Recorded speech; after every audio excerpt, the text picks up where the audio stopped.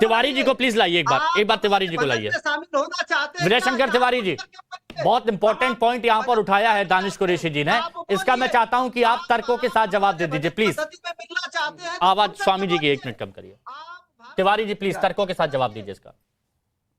क्या क्या क्या उनका सवाल ये है कि अगर ये आरोप लगाए जा रहे हैं, एक बार दोहरा दीजिए प्लीज दानिश जी।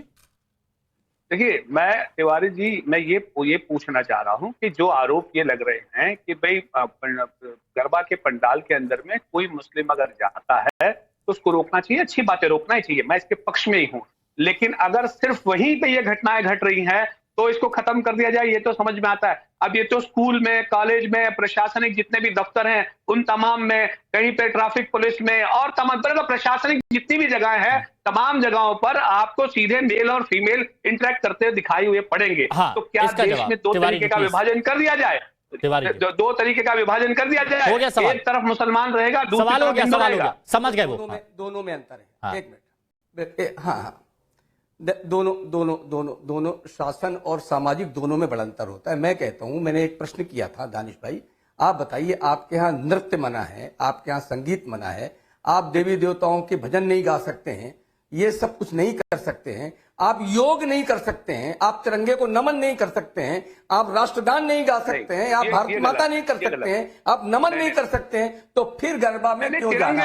आप ये बताइए, आप गरबा में क्यों जाना? अगर ये सब कुछ नहीं कर सकते हैं तो हिंदू त्योहारों में आपने क्या क्यों जाना? इसका उत्तर आप दीजिए पहले तो। मैं आपके लेकिन मेरे प्रश्न का उत्तर दीजिए, यहाँ पर आप क्यों जाना चाहते हैं? और नहीं, मेरे प्रश्न का उत्तर दीजिए, क्यों जाना चाहते? जाना क्यों चाहते?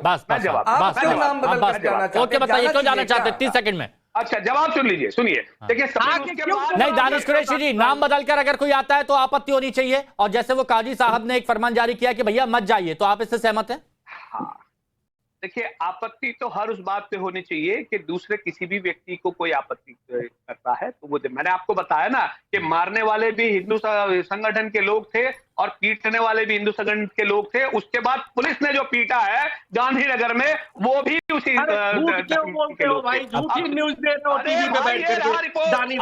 आगे बढ़िए दानिश भाई, आगे बढ़िए दानिश भाई, आगे बढ़िए, आगे बढ़िए। अब सवाल सुनिए, देखिए, अब सवाल ये खड़ा है। 1 मिनट रुकिए please, Chakrapani ji please, Swami ji रुकिए, स्वामी जी रुकिए ना, स्वामी जी रुकिए, हाँ स्वामी जी रुकिए, हाँ आ रहा हूं मैं स्वामी जी, आ रहा हूं। मैं ये कहता हूँ, सबसे पहले किसी को जाना नहीं चाहिए।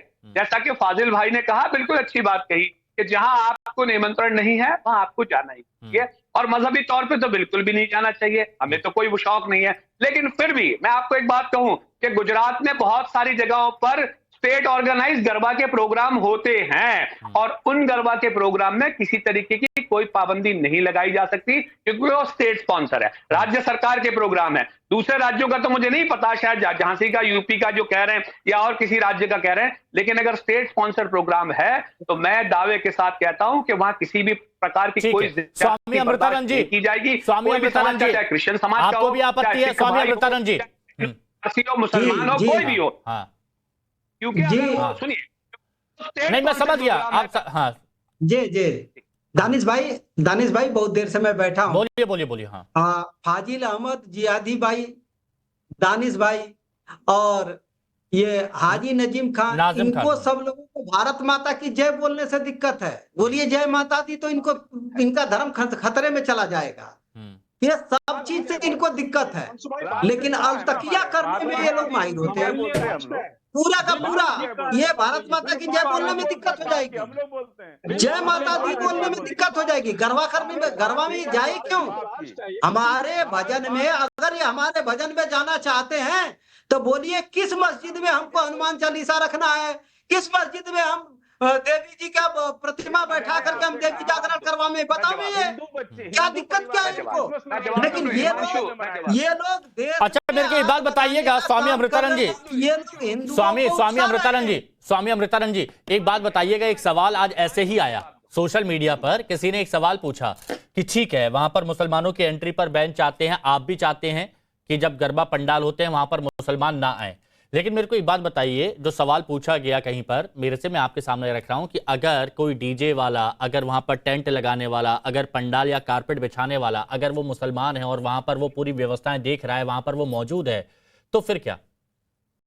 मैं तो कल ही अपील किया हूँ अपने यहाँ कि कोई मुस्लिम भाई को इसमें लगाओ ही मत इस काम में। अरे हिंदुओं में बहुत है, अभी हिंदुओं की आबादी इतनी है, वो कितने लोगों का रोजगार चल रहा है? अगर टेंट वेंट का काम चलता है, डीजे का काम चलता है, अगर वो लोग वहां पर आते हैं तो ये लोग कहाँ आते हैं? मैं जवाब आना ही नहीं चाहिए।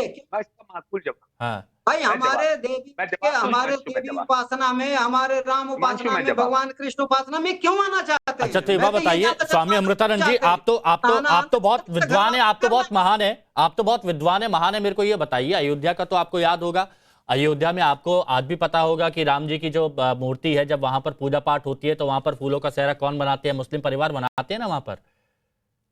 तो वो भी नहीं चढ़ना चाहिए, वो तो सालों से चला रहा है। उनको भी, मैं तो पूरे देश के संविधान निर्माताओं से, जो इस समय संविधान बनाने वाले, उनसे कह दो, या तो ये कह दें या तकिया ये भारत माता की जय बोलने में दिक्कत करते हैं। हाँ। ये भगवान राम की कब उपासना करते हैं? हाँ दानिश भाई बोलिए, दानिश भाई बोलिए। पूरा संविधान बदल, हम लोगों के हाथ में नहीं है क्या? हम लोग अपने हाथ से बना लेंगे मंदिर। अच्छा आप सुनिए, अब दानिश मेरा नाम महाराज जी सुनिए। देखिए मैं आपको एक बात बताऊं, अब अगर इनकी बात 1 मिनट के लिए मान ली जाए तो कि भाई नवरात्रि के अंदर में इस तरीके के मामले बनते हैं, इंटरकास्ट नाम चेंज करके और लड़कियां के साथ में दुर्व्यवहार करने की बात जो आरोप लगा रहे हैं, तो आप मुझे ये बताइए कि ये तो आपको स्कूल में, कॉलेज में, सरकारी के विभागों में, तमाम जगह पे मिल जाएंगे, तो फिर वहां पाबंदी कब लगेगी? कि फिर मुसलमानों का स्कूल अलग हो जाए, मुसलमान दानिश भाई जो सवाल आपने पूछा, सुनिए दानिश भाई सुनिए, जो सवाल आपने पूछा इंपॉर्टेंट सवाल है, इंपॉर्टेंट सवाल है। ये आपका प्रश्न ये है, एक मिनट भारत पाकिस्तान तिवारी जी को प्लीज लाइए, एक बार तिवारी जी को लाइए, शामिल होना चाहते हैं। विजय शंकर तिवारी जी, बहुत इंपॉर्टेंट पॉइंट यहाँ पर उठाया है दानिश कुरैशी जी ने, इसका मैं चाहता हूं कि आप तर्कों के साथ जवाब दे दीजिए प्लीज। आवाज स्वामी जी की 1 मिनट कम कर दीजिए। तिवारी जी प्लीज तर्कों के साथ जवाब दीजिए इसका। क्या उनका सवाल ये है कि अगर ये आरोप लगाए जा रहे हैं, एक बार दोहरा दीजिए प्लीज दानिश जी। देखिए मैं तिवारी जी, मैं ये पूछना चाह रहा हूं कि जो आरोप ये लग रहे हैं कि भाई गरबा के पंडाल के अंदर में कोई मुस्लिम अगर जाता है तो उसको रोकना चाहिए, अच्छी बात है, रोकना ही चाहिए, मैं इसके पक्ष में ही हूं।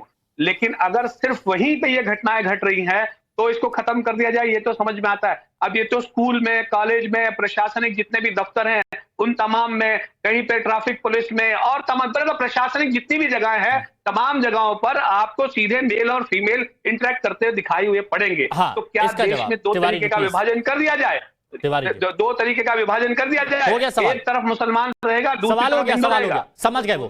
दोनों में अंतर है। 1 मिनट। हाँ, दोनों शासन और सामाजिक दोनों में बड़ा अंतर होता है। मैं कहता हूं, मैंने एक प्रश्न किया था दानिश भाई, आप बताइए, आपके यहाँ नृत्य मना है, आपके यहाँ संगीत मना है, आप देवी देवताओं के भजन नहीं गा सकते हैं, ये सब कुछ नहीं कर सकते हैं, आप योग नहीं कर सकते हैं, आप तिरंगे को नमन नहीं कर सकते हैं, आप राष्ट्रगान नहीं गा सकते हैं, आप भारत माता नहीं कर सकते हैं, आप नमन नहीं कर सकते हैं, तो फिर गरबा में क्यों जाना?